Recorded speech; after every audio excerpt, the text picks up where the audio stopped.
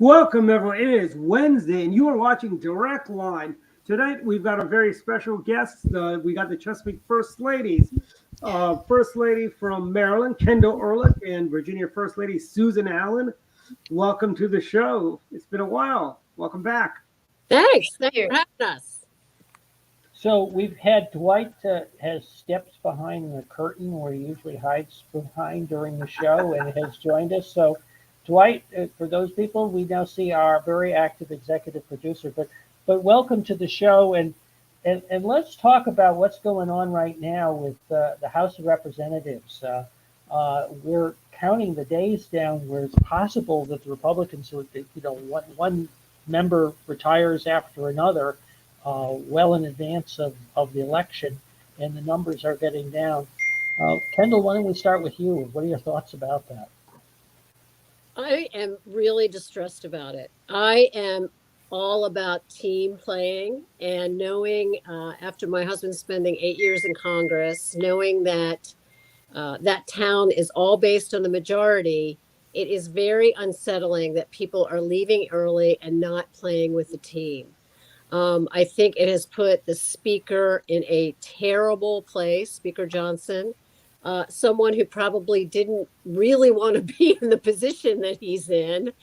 And now he's got people bailing ship, and they were voted in to complete a job, and to think that they're leaving early or for whatever reason it might be, I just think it's very unsettling. I mean, we're hanging on to a majority by a thread, and there could be some difficult votes in which we're not able to hold the caucus together.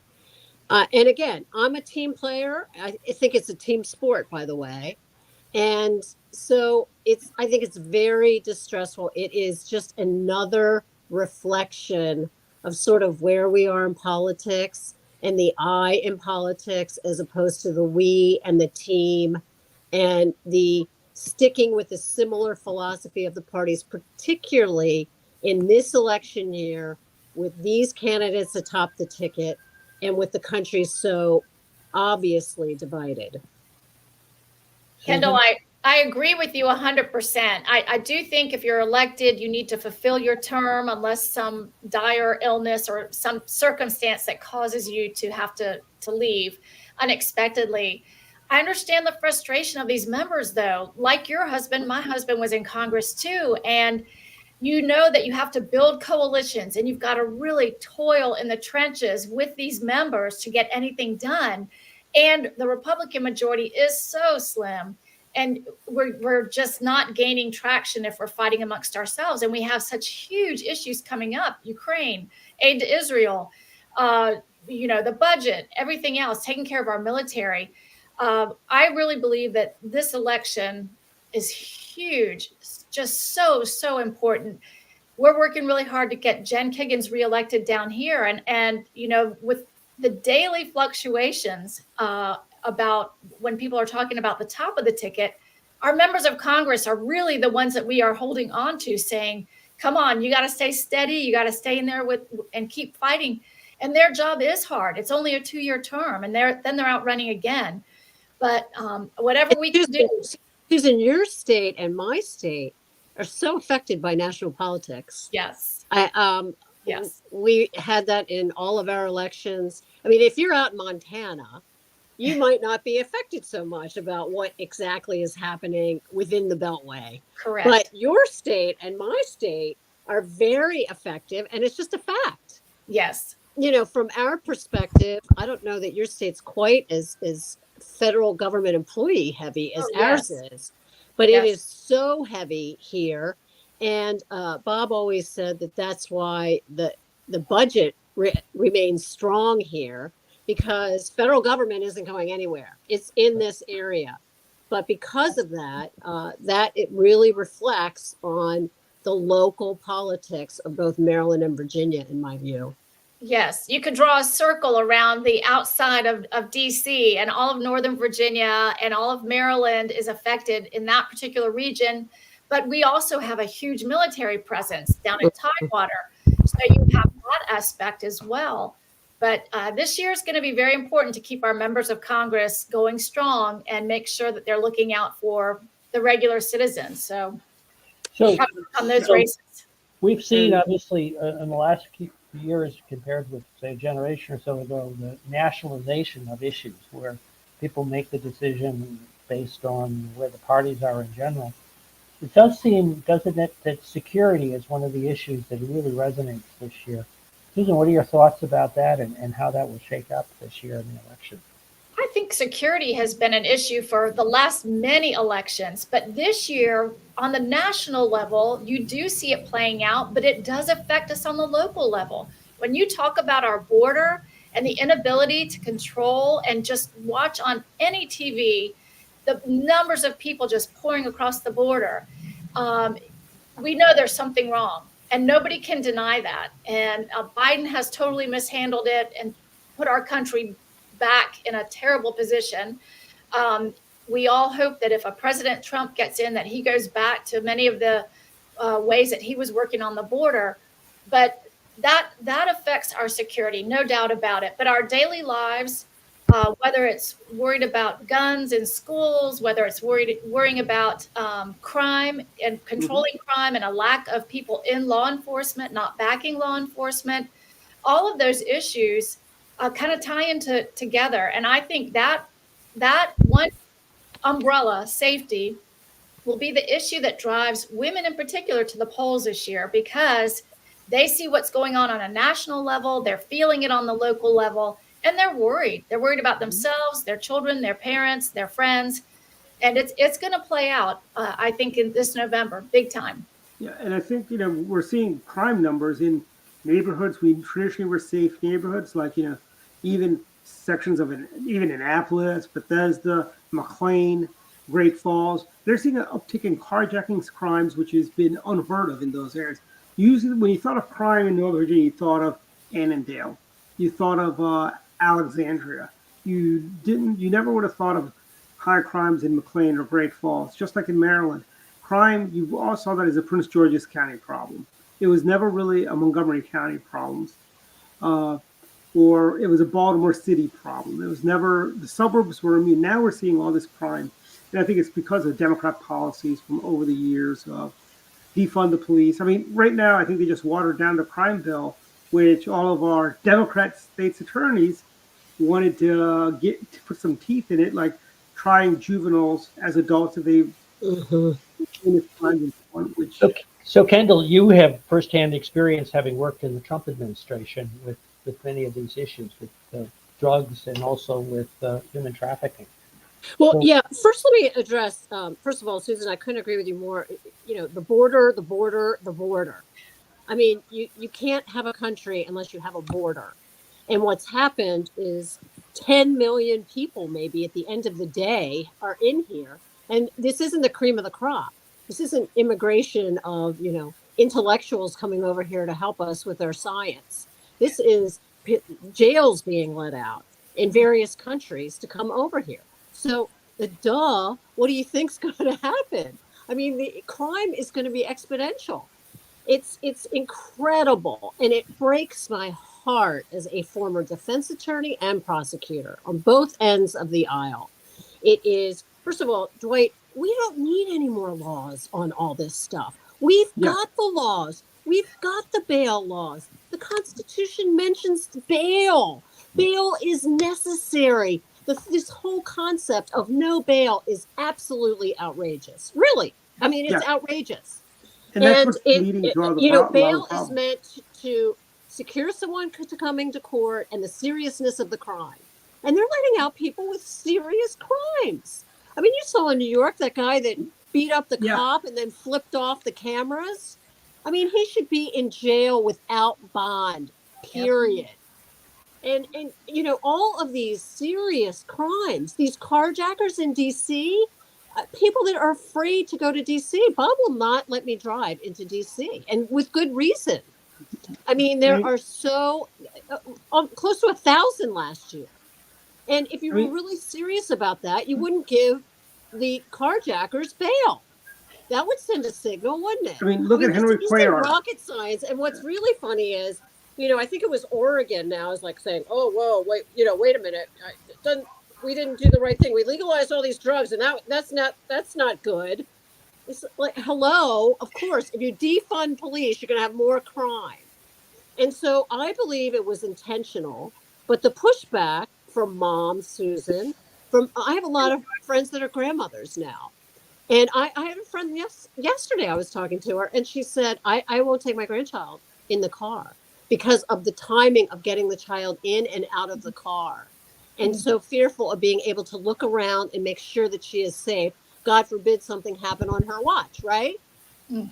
And so it's just, people are not feeling safe in the United States of America. I have a friend that teaches at the Naval Academy, foreign students, and I spoke to them about the criminal justice system here. And they're looking at us like we're crazy. Like, you have murderers that are allowed back on the street. If we had murderers, they'd be hung. Now, I mean, we're not that kind of system, but there's a happy medium in there, and bail is part of that. So I just think it's outrageous. You all know that I worked as deputy drug czar for the president, former president, fentanyl. Even my years before that, right before I worked there in the federal government, I was a prosecutor in a drug court. And I mean, fentanyl kills people. And so it is really important to go back to some of the policies of Trump. Obviously, stay in Mexico.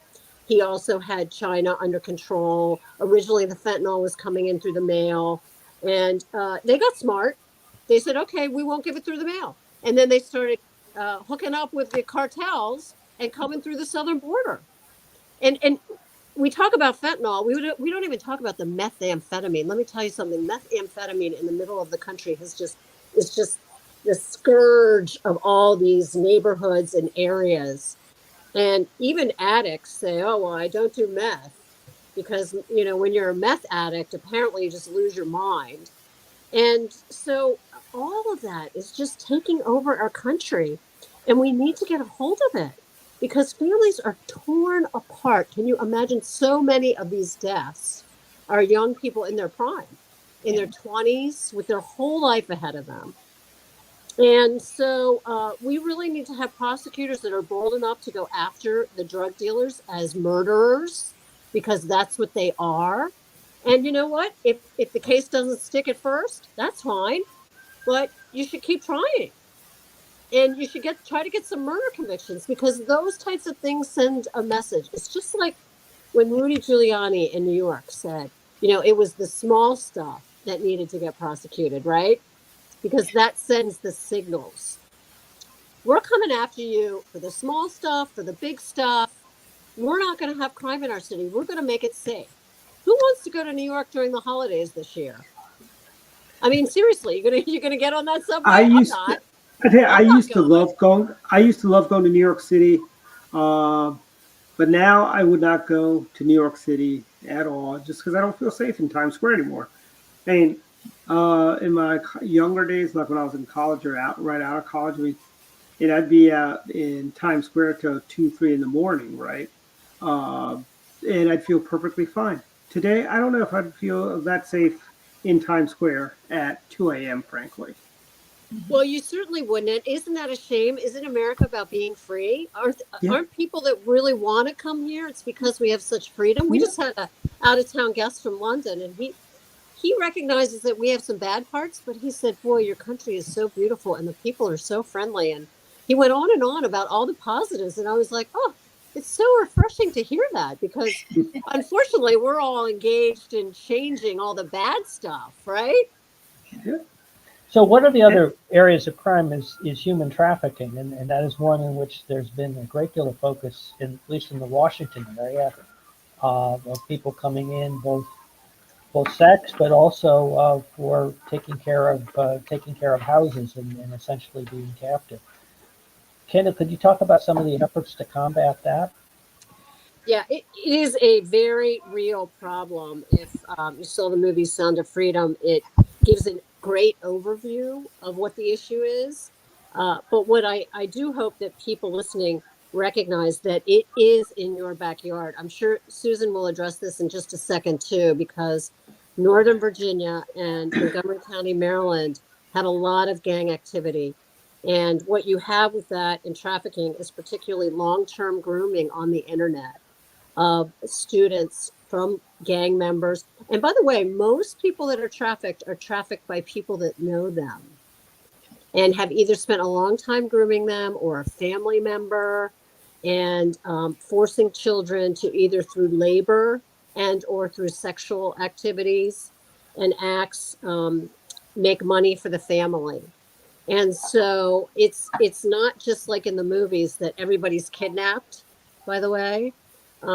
So that can happen, and people can be lured in by various people that are real professionals at grooming people. And so again, I think that one thing that can be done is more with the CEOs of the tech companies, because they can do more. They can track more, and they can alert prosecutors more. And there needs to be more resources put to that. They also specializing prosecutors in that type of prosecution, because the prosecutions are often very difficult because the traffickers are difficult to identify. And as a result, it's hard to get evidence against them. So certainly having specialized training in that area for prosecutors and law enforcement, I think is really key.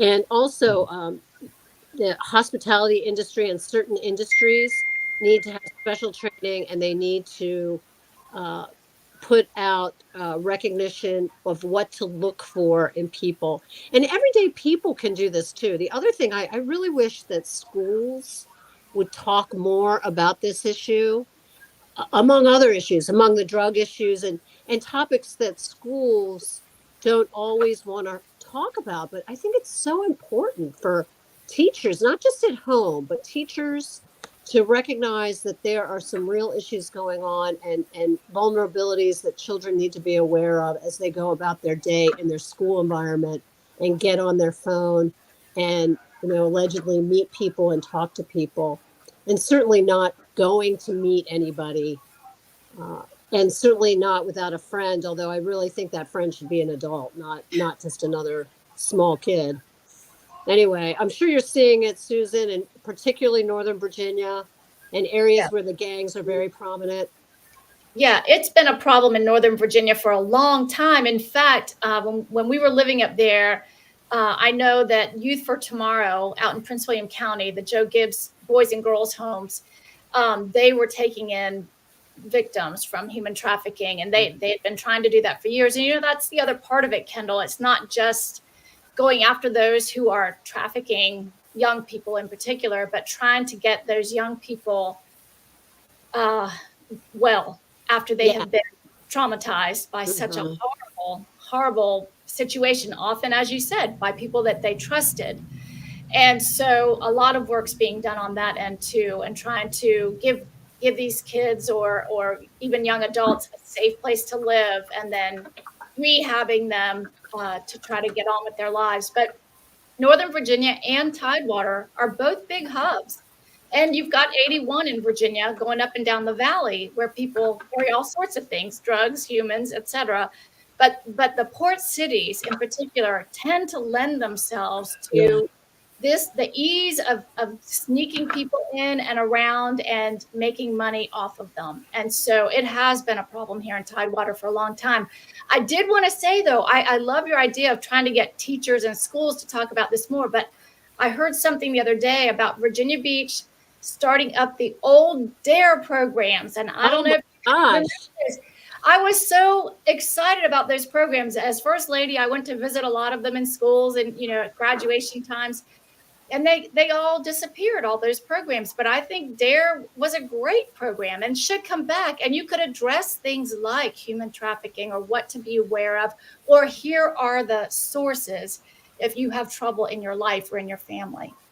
I agree. And Susan, you raise a great point about the ports, because we have, obviously the Port of Baltimore, which is huge. And not only the trafficking issues and bringing in human beings through those ports, but the drugs. Unfortunately, what they don't do is scan enough of the cargo that's coming off of there. I don't understand it. We should have the technology of each container being taken off should be Yeah. able to be scanned, and they only do a certain percentage. And I think that is really something I hope that the Trump administration really changes as part, particularly of its drug policy, because so much is coming through there as well. You're right. We just really need to lock up the country and the borders to recognize that so many criminal activities are coming through there, and we really need to get a hold of it. Well, and actually, I'm sorry I didn't start the show off by saying how sorry we are that your port, your bridge has suffered through the tragedy that it has gone through. Obviously, as your next door neighbor, we have been happy to try to help where we could. Your cruise ships have come into Norfolk, and all the news casts here have been, look, everybody's so happy at the Norfolk welcome and this, that, and the other. So we've tried to do our best to make up for those who have been rerouted and that type of thing. And I know our port has taken in some of your cargo ships, even some rolling on, roll off cargo ships have been okay here. But talking about security in our ports, George and I at one point did a tour of several ports around the world that were receiving federal funding to beef up their security, because it's not just our ports. We want to know when it's going through Panama or when it's going through Hong Kong or wherever. Can somebody scan it there first, before it ever gets in our waters? And really the technology, this was a couple of years ago, was really advancing quite rapidly. Ever since 9/11, really, they were trying to figure out all of the ways that America could have some say and could teach, if nothing else, instruct how to have more secure efforts done in our ports. But we're getting there. But you're right. I mean, you're never going to be able to get all of it, I don't think. But no, but we can do a lot better than what we're doing. And thank you about our bridge. It's just so unbelievable. That video is the most unbelievable scene ever, to think that. And I would just commend that the Bay pilot had enough sense to Mayday, to close the bridge. Yes. That had been, and the other thing was that it happened in the middle of the night. Unfortunately, those workers were on the bridge. Prayers to their families as they deal with this, but it could have been so much worse. It's unbelievable that that Bay pilot had the thought to Mayday and close the bridge, and much less would have. I had no idea. I use that bridge all the time to get north of Baltimore, but I had no idea that 32,000 cars go over that. And Bob and I have both noticed, as we've listened to radio traffic reports, that 95 through Baltimore is just a log jam, and the tunnels are just filled every day. It's really something right now, the traffic. We had to go north the other day, and we left 2 hours early from Annapolis to make sure that we could get to him to his appointment. Wow. So, yeah, the beltways are bad on both ends. So forgive me, Susan. The Marylanders were appreciative of the fact that Norfolk has been able to pick up the slack. We're just hoping that people don't get too comfortable down in Norfolk. I understand. It's been very cute, though. It's like the town of Norfolk, the city of Norfolk, has just rolled out the red carpet and really tried to bend over backwards, knowing how important that industry is. And it has just started back up in Norfolk in the last year, because there was a hiatus where we weren't doing cruise ships out of there. So we'll take yours and ours, and we'll give you yours back. Well, that's really sweet, though, that they're doing that. I think yes. And you may not want to speak for the Norfolk Port Authority. They may want. Well, anyway, we'll see what happens there. We've talked about some of the threats, that security threats and threats to families that take place sort of a more with gangs and internationally.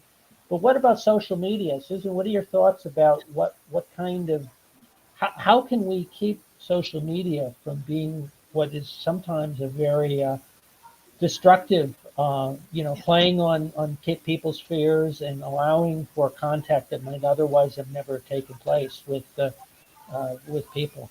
The great news is this: that topic is being discussed so much more now. And I love the idea that there are professionals who have tracked the mental aspects of this and what it is doing to literally destroy the brains of our young people, and telling them to align themselves with other parents who will stand together and say, no, you are not going to have a phone until age 16 or whatever. And yes, you can have a flip phone if you need just that to call for emergencies or whatever. But parents have to stick together on this. Obviously, you're not going to be able to keep it out of the hands of everybody, but there is no doubt that this has caused a huge problem amongst our young people. I mean, you see it with adults who lack the ability to be socially engaged in person anymore because they're contraptions. I'm also on a state conservation and recreation board, which oversees our 42 state parks. So I'm a big believer in just being outside and off your contraptions as much as possible. But I think it's going to take a strong will. It's really hard to say no to your kids and to really try to guide them to do other things with their time that will expand and enhance their mental capacity. And we're also seeing, as a result of all this, American Ophthalmology and Optometrists Association, kids are developing stigmatism as young as 10 years old. Wow. They're having vision issues, because this is the first generation I was born with an iPad in their hands, and I remember until I was about 47, I had 20/20 eyesight. But it's just it's like all around, the health benefits. I mean, we've seen the obesity rate go up as a result of digital culture and all that. And I think I'm with you. Get out, have fun, Play see a real tree, not a virtual tree. Yes. I do think that parents need not only maybe to put certain limitations, but also to talk to them about what they're seeing on social media and how to sift through the information, and that many things aren't real on social media, and that I often feel like, God, if I could just give up my phone. The problem is all the young people eventually have to have a phone in order to deal with life. And I'd give up my phone tomorrow if I could, but I got to get email and I have to respond to people, and people conduct business and all of that. I will say that I really struggled because my oldest was the last kid to get a cell phone. And he got one to go to high school, which was an hour away from where we lived. And so we had a reason for it. Yeah. But he was the last one. And it just, the problem becomes that they too, that's how they communicate with one another. To go here, to pick up this, to get to the ball field.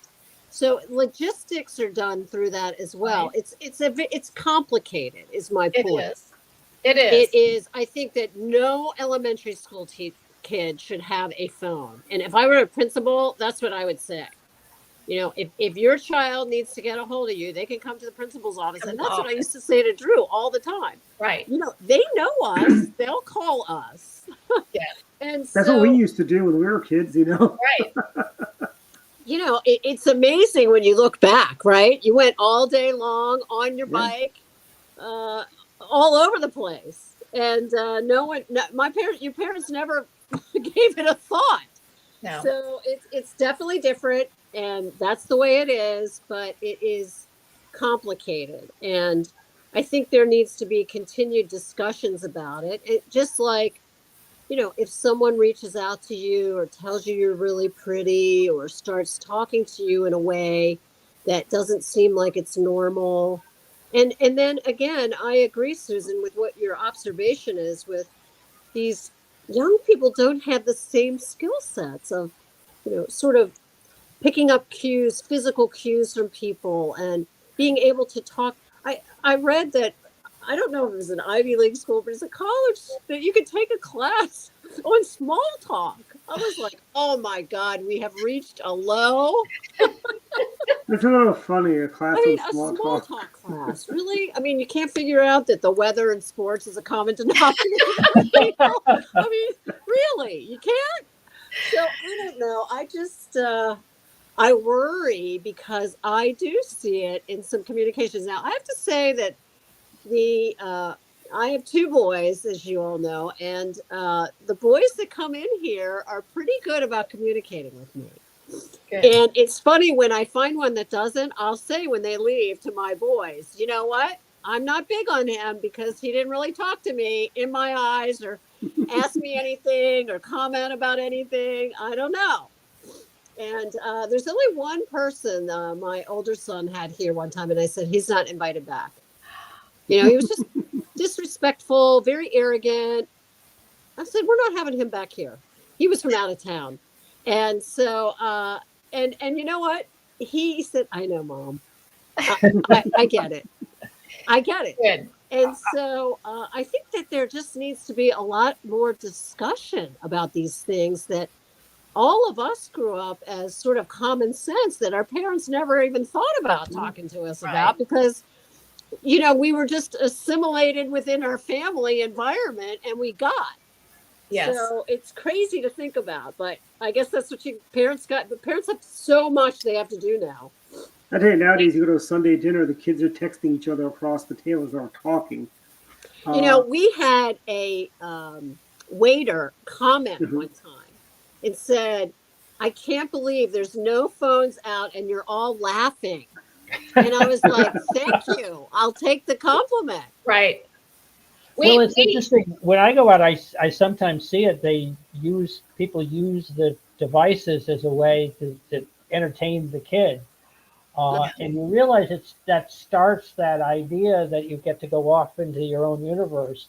And Right. while it's, quote, convenient for the parents for the adults at that time, it also creates a really bad message because there's not the engagement as a family, as a group. Correct. And we generally have a no phone at the table rule at our house or when we're out. But I will admit tonight, George and I ran out for dinner and had our phones out because our son and his wife had a baby this afternoon. And so we were looking Congratulations. at pictures and we did not FaceTime. I hope to do that after this call here. But we told our waiter, we said, we don't normally do this, but we just got our first picture of our grandchild. So congratulations. That's awesome. What number grandchild is this? This is number 2, but it's the first for our son. So yeah, that's really fun. And so yes, I will drive to Alexandria Sunday and then drive on to Connecticut where our daughter will have her second on next Wednesday. So oh my gosh. I was going to go to that. You've got more to come. As they say in the infomercials, there's more. There's more. That's so exciting. Congratulations. Thank you. Thank you. I did nothing other than encourage them. Come on, come on. No, it's all great. But you know, it ties back to some of the stuff we're talking about tonight. You look at the future and you look at, you know, what kind of a world will these young people inherit. And thankfully, all of our kids love the outdoors and they've all already said, we are going to have rules, you know, no phones. We're going to go camping. We're going to, you know, live off the land and, you know, do as much as we can. And I hope they can stick to that. But I also hope that they'll be able to pass on traditional values that girls should play in girls' sports, boys should play in boys' sports. There's good and evil. If you're doing bad things, you're going to jail. You know, all of those kind of normal things that we thought everybody knew and everybody grew up with. Now you have to think about teaching that or passing that on. Right. And but I think, you know, it gives me hope if this generation is going to try to do that. I feel kind of optimistic about that. I'll tell you why, because of my observation of the kids that come in my home. Good. I think that also I have a theory about the kids that went through COVID. They have this sort of natural distrust of government because they don't understand. It didn't make sense. Right. And these things like boys and girls sports, they're like, what? I mean, they're very, you know how kids blurt things out when they observe them until they get a feeling of what's appropriate to say outside the home and what's not. Right. And, they're just sort of straightforward, like what is going on? This is so ridiculous. And so many of the kids that come in here have all sort of had that. I feel like if we can just get through this sort of generation of, I don't know, the children of 60s kids or, whatever phenomenon defined the parenting during that particular age, if we can just get beyond it, I feel that the coming generation, I have a 24 and a 19-year-old, are very, when they went through COVID, their life was disrupted. There were no answers. There were very basic questions that were put out there. And now they're learning that, most of it was a lie. And they certainly didn't need to disrupt their generation of people because the disease didn't affect that age group. Right. And so I think that they look at all of this like, whoa, wait a minute, and are going to have a very healthy skepticism of 1984 and Big Brother coming in, telling you what to do, and this is how you're supposed to think, and this is what's going to happen. So at least maybe I'm hopeful. Maybe that's a little bit of my hope as well. But from the conversations of young men of that age, that's generally what I'm hearing. Yeah. So I agree. Our youngest is 26, and she certainly believes that too. Like, not willing to listen to government control every aspect of her life, and I think it's a healthy questioning of authority, which is good. But So That's right. we had I was going to say one other thing about women playing women's sports. I'm a South Carolina grad. Love that my female Gamecocks went all the way. Couldn't believe that our coach, Dawn Staley, was so idiotic as to say something the night prior about transgender men could play on her team. And I just thought, why would you do that? Why would you cause the stir for your team, number one? And why would you ever suggest that would be okay on your team? So, yeah, I don't know, because she seems like a very good coach. She's an awesome coach. And she's very sort of respected in the industry. I thought it was very strange too. I will tell you, they played an unbelievable game, but I mean, the size on that team was freakish. I mean, Deep the bench. 6'7". I mean, her arm span was incredible. It was a great game, and it's exciting that both Iowa and South Carolina, LSU, and I forget the other Final Four team, UConn. Yeah, right? It was fun to watch. It was a great, and I mean, South Carolina being undefeated and going all the way, just mentally having a completely undefeated, season. I don't know how. Yeah, it was really fun to watch, and it was really fun to elevate the women in that sport. And it's really sticking with this generation. My boys were watching the women, and I love that. Good. So Susan, Kendall, I wanted to give you the opportunity to talk about one of the things you're involved with, which is a women's federation club that's a little different than others, Maryland Republican Women in Power. So what can you say about that? Well, our good friends Nicole and Jackie had me. I am leading that effort, but partly because it's we all like a little convenience in our life now that when we're involved in things, and we learned in COVID that we could actually gather through the phone, right? And so that's what we're doing. We have this group that is able to Zoom and to get together and hopefully focus here in Maryland. Unfortunately, our party has kind of suffered over the last few years in really grooming people to step up and to be candidates sort of down ballot. And we're really trying to do that because it's like a farm system, right? Jackson Holiday came up today in the Orioles. Yeah. We're all excited here about our Orioles. And so, Orioles magic. yeah, if we can get a good farm system here in Maryland, it'd be great. So this group of women is generally powerful group that likes to get involved, that likes to get things done in an efficient way, and not to have too many meetings. And so that's how we're going to operate. We're going to operate through Zoom. We're going to give people ideas and regions that they can really help. And once we get through the primary season, we'll look to see who's out there and who we can all help to get involved. And Susan, I think we mentioned this before we started today, but it's an interesting combination. We came up from the era that you actually did the polls and you stood out in polls and you did door knocking, but in some areas now, and I bet you in the Tidewater area, people still probably do some of that traditional sign waving, putting up signs, knocking on some doors, in addition to the more modern social media, getting your message out through technology and all of that. So I think it's still kind of a nice combination. And to the extent that this group can do that, I think we're going to encourage that as well. That's And fantastic, Susan, Kendall, because I think it's the way to go. I really think that, engaging people, engaging women is what these clubs set out to do, and training them along the way, whether it was fundraising or how to work in campaigns. And sadly, people don't work in campaigns the way they used to. Most campaigns now have to pay door knockers.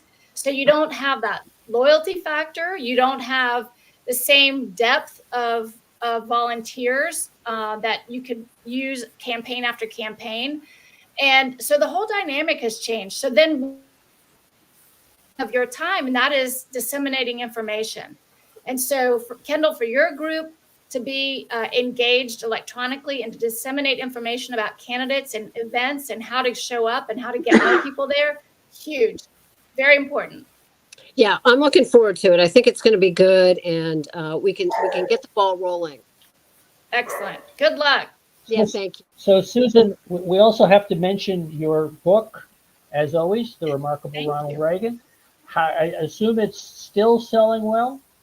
Thank you so much. Yes, people can go online and find The Remarkable Ronald Reagan. It's a children's book about Reagan's life, one of the few that is out there. It's kind of a good book for elementary age students. But gosh, we miss Reagan. And the more we can teach about what Ronald Reagan was able to do and accomplish and be a gentleman at the same time and grow our party and teach our philosophy, the better off we'll be. And I encourage people to make sure the next generation knows about Ronald Reagan. That's so true. And then your husband has a book, right? What Washington can learn from the world of sports, because he likes that level playing field and a meritocracy where everybody succeeds and does the best things to the best of their ability to help Team USA. So yes, he has. And I know the Ehrlichs have written a couple of books too. Well, but just a little message to your husband that my husband's going to be calling so we can get him on our podcast in order to hear more about that book. And yes, Governor Bob has done a reference guide to the Biden years, 101 ways America went from sweet land of liberty to weak, woke, and wobbly, right here. It's Is a that the guide hardback? to take to your neighbors that might not think like we do. And we all have them in Virginia and Maryland. And this is a quick issue guide that can help you convince people that they should be voting for the Republican ticket, and specifically Donald Trump, and change our country back again. Excellent. So that we encourage you to do that. And we appreciate all the people that have been listening to Bottom Line with Bob and Kendel Ehrlich too, on Spotify and on your Apple Podcasts. So we appreciate that, but one thing we can't do these days is go to we just have to take a different route. If you're going up from Annapolis I said to Missoni's Yeah. Missoni's in Nottingham, Maryland, you can't take the Key Bridge, but I guess they'll be building it back in the future, right? But hey, Susan, if you and George are ever in this part of the woods, you got to go to Missoni's, and you got to have the ice cream there. That is the best. It's, I believe, Chris Missoni's family recipe for the ice cream there. It is homemade, really Awesome. homemade ice cream. Yeah. Yum. Perfect. Well, thank you both. It's been a great couple of minutes to talk, and I'm glad you were able to share that, and we really appreciate it. It's great to be with both of you. And Susan, I really enjoy being with you always. Thank My you, best to Kendall. you and your family, and how exciting to have these young grandchildren, these babies Right. in your life. How fun is that going to be? Thank you so much, Kendall. Always fun to be with you and to learn from you, and just wish all of you the very best. Stay strong and keep fighting the good fight. Great. Great. Thanks, Thank you. Good night, everybody. everyone.